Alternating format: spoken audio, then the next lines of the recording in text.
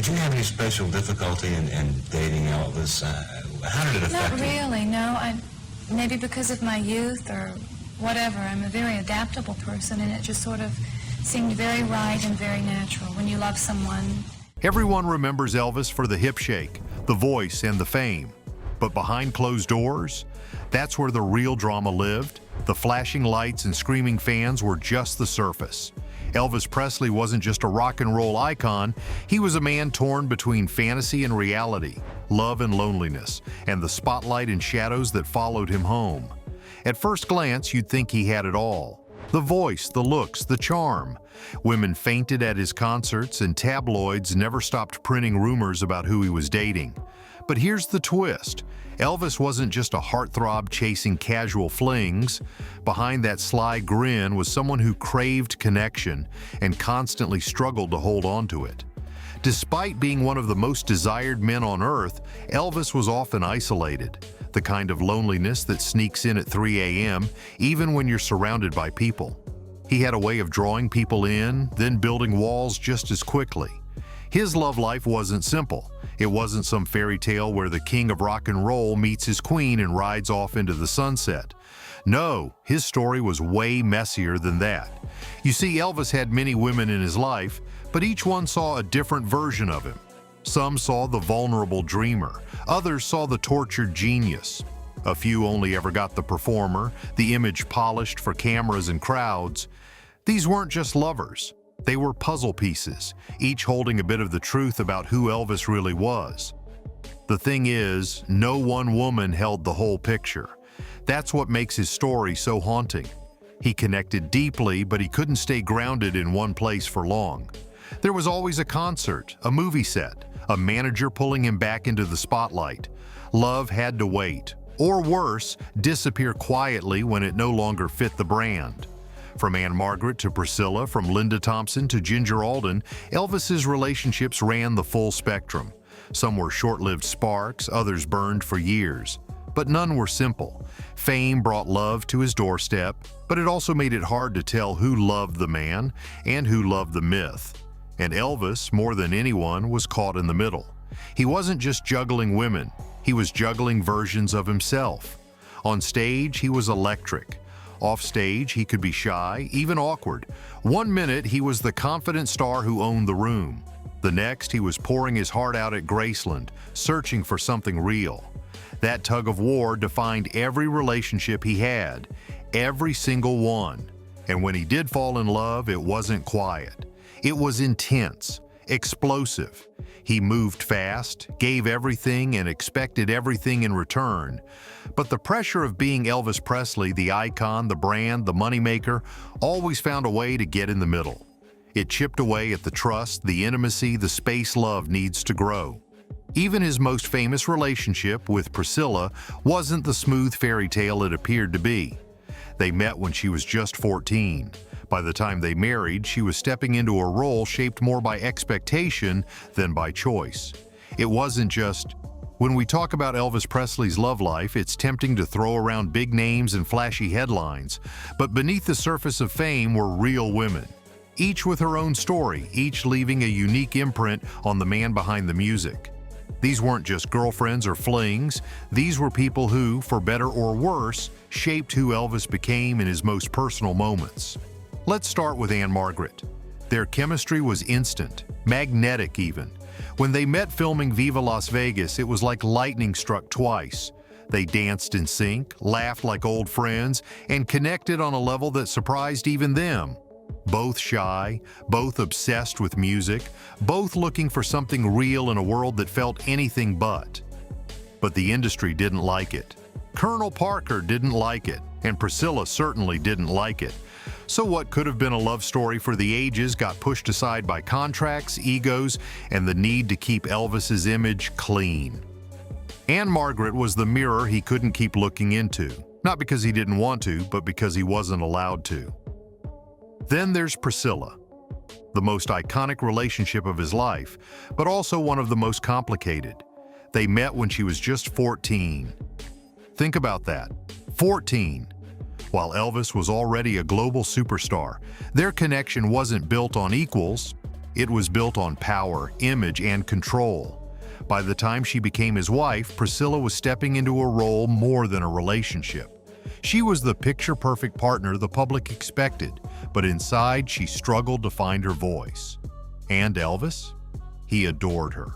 But he also kept her at a distance, shielding her from his darker sides while letting others into those late-night conversations she never got to hear. After Priscilla, Linda Thompson entered the picture. And if anyone tried to be a calming force in Elvis's storm, it was her. Linda didn't just love Elvis, she cared for him. She looked after his health, tried to manage the chaos, and gave him stability when everything else was crumbling. She was kind, grounded, and fiercely loyal. But she also knew the hard truth. With Elvis, love often came second to everything else. She stood by him, but deep down, she knew he'd never fully let her in. Not the way she hoped he would. Then came Ginger Alden, the last woman he was engaged to before his death. Their relationship was fast, intense, and honestly kind of confusing. Some say it was true love. Others say it was more like a final attempt at holding on to something solid. Ginger was young, idealistic, and suddenly caught in the whirlwind of a man who was slowly fading from the world he once ruled. Was it love? Maybe. Was it desperation? Maybe that too. Either way, she was there at the very end. The last chapter in a book that had already been written in heartbreak. Now, between those famous names were others. Brief encounters, passing flames. Natalie Wood, Sybil Shepherd, Connie Stevens. These were women who were drawn in by the spotlight, the charm, the legend. And for a moment, maybe they thought they saw the real Elvis. But it never lasted.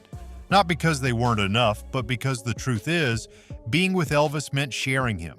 With the fans, the media, the myth. And that's not easy, no matter how pretty the package looks. So what's the pattern here?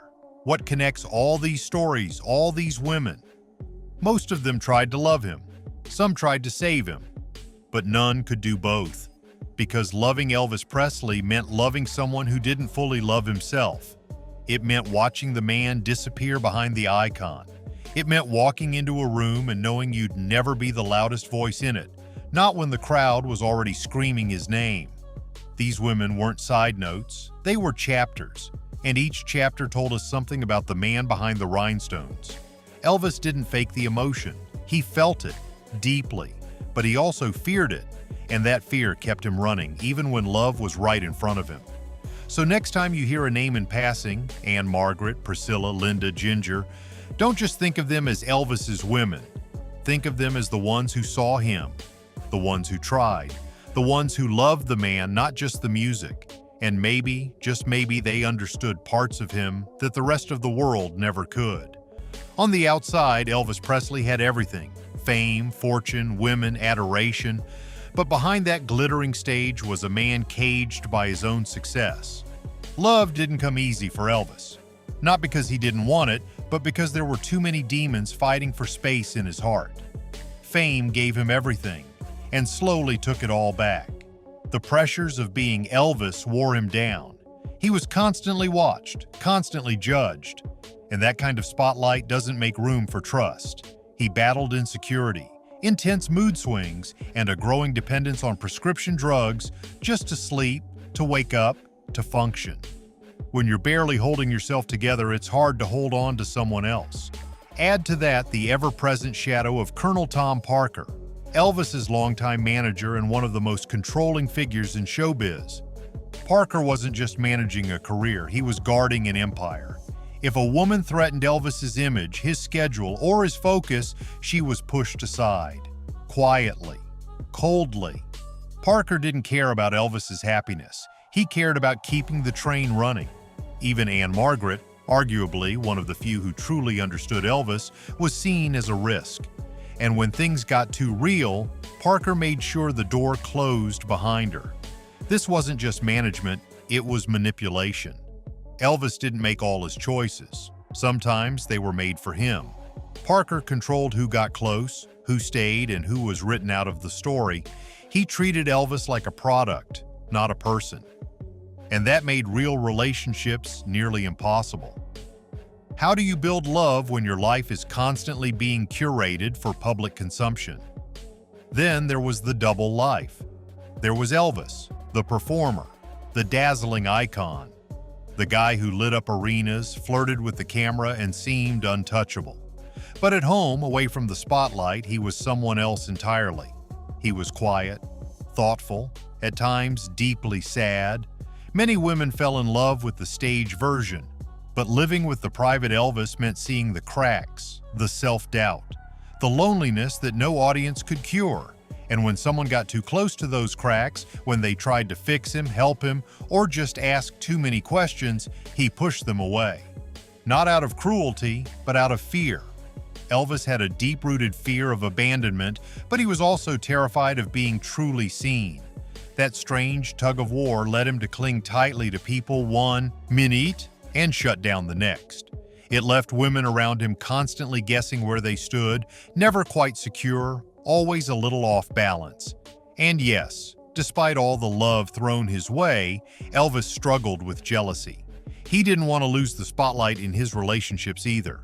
If a partner started to shine too brightly or step out from his shadow, it created tension. The relationship would suffer. Because in Elvis's world, love often came with invisible rules. Rules even he couldn't explain.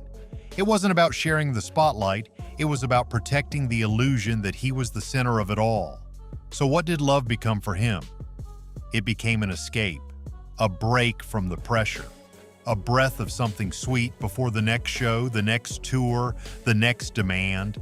He loved deeply, but not always healthily. Romance was more like a getaway car, fast, thrilling, but never built to last.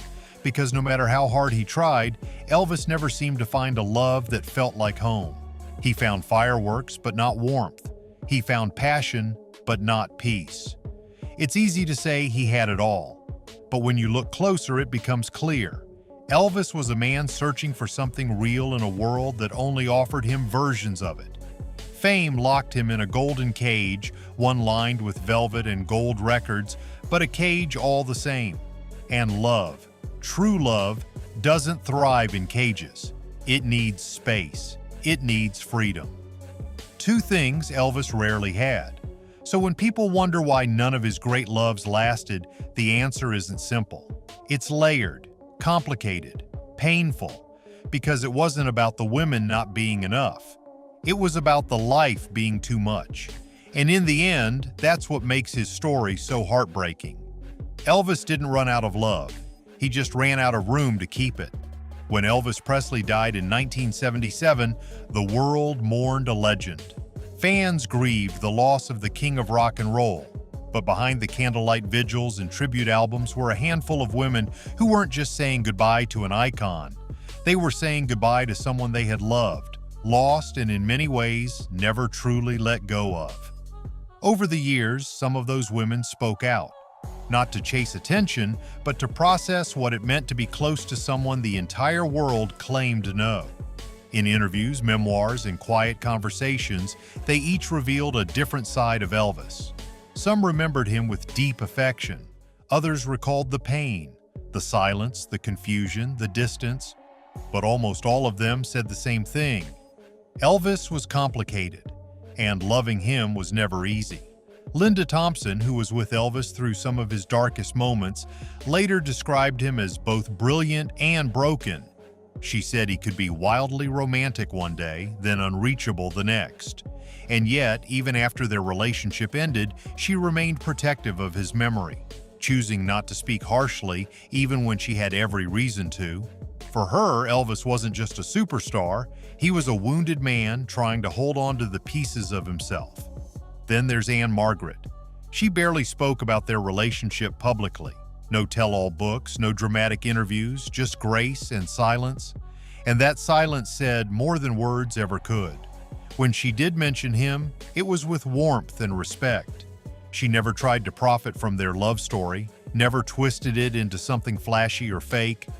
That kind of loyalty is rare, especially in a business that feeds on gossip. Her restraint wasn't just admirable, it was revealing. It showed how deeply their connection had reached, how sacred it still was to her even after all those years. Priscilla Presley's journey was different. She had to live through her grief while raising their daughter and managing the weight of a legacy. She started out as the quiet teenage bride, but over time she took control of her own story. She became the voice behind Graceland, the steward of his memory, and a businesswoman in her own right. Her version of Elvis evolved with her. In the early days, she was hurt, confused, sometimes angry, but later her reflections carried more understanding. She acknowledged the good, the bad, and the deeply human in him. And that's really what ties all of these women together. They didn't just remember Elvis the performer, they remembered the man, the one who laughed at silly things, who gave thoughtful gifts, who sometimes couldn't find his way out of his own head. They remembered the person the world never saw under the lights and behind the curtain. Because here's the truth, Elvis didn't just break hearts, he left echoes. Every woman who truly knew him carried something of him with her. An inside joke, a song, a heartbreak that never fully healed. And in return, each of them left something with him too. A moment of comfort, a burst of light in a lonely room, a reason to smile when the weight got too heavy. It's easy to talk about who loved him most, who was the one, but maybe that's not the question that matters. Maybe the real question is who truly saw him, saw beyond the fame, the drama, the mythology, saw the boy from Tupelo who just wanted to sing, to be loved, to matter. In the end, none of them got to keep him. But that doesn't mean their love was wasted. It meant something. It mattered. And even though the world will always remember Elvis Presley for the music, the moves, the legend, these women, in their own quiet ways, remind us that he was also a man. A deeply flawed, deeply feeling man. And that's the version that's hardest to forget.